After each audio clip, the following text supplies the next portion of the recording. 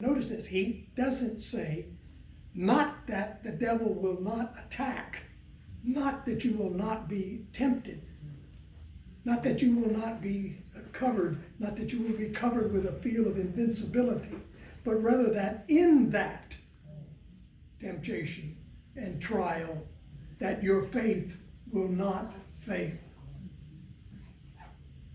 The fourth man in the fire. Yeah.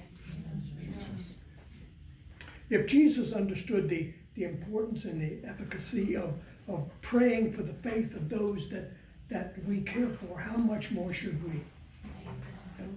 For our kids, for our grandkids, for our brothers and sisters, for those laboring in the gospel, in the mission field, for our nation's leaders. Lord knows we need to be praying for the leadership of this country. It's hellacious what's going on. Couple of applicatory questions.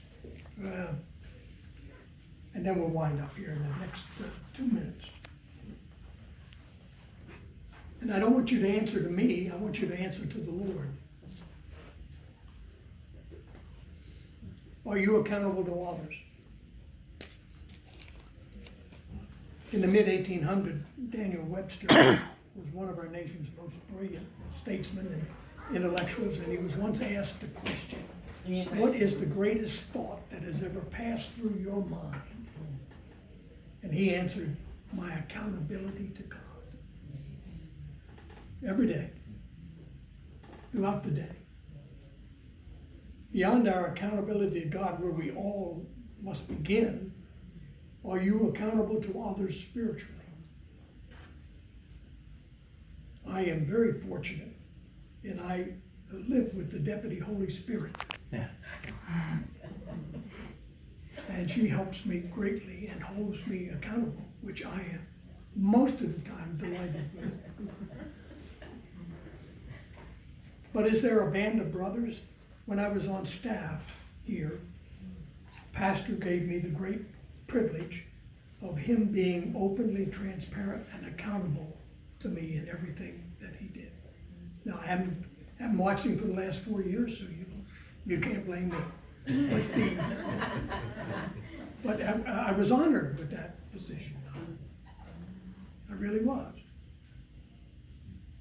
But do we have a band of brothers and some kind of cadre of sisters who watch out for you and you for them? A group of fellow Jesus followers that who share your, to the degree that you can, your tough stuff. They with you and you with them. Secondly, and I really want you to think about these little questions.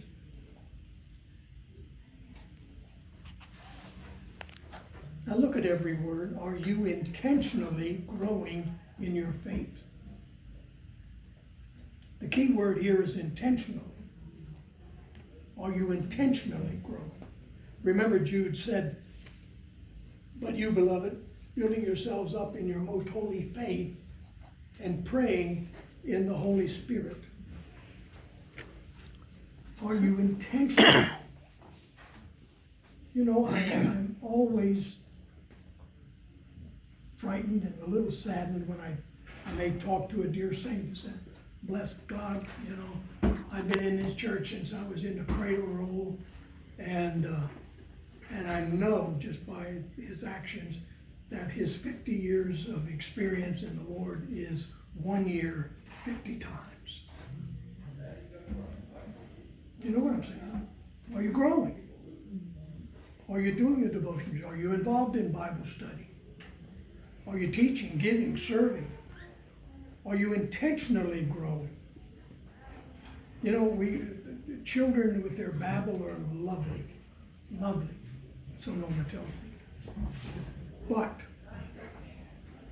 a babbling 50-year-old is not lovely.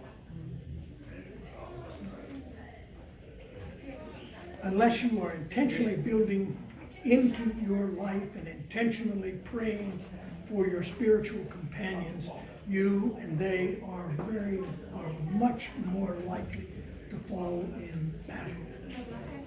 So what are you intentionally, final point of application? What are you talking about? For whom are you alertly praying in the Spirit?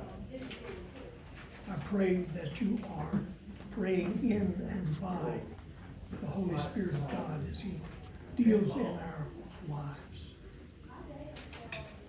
All right.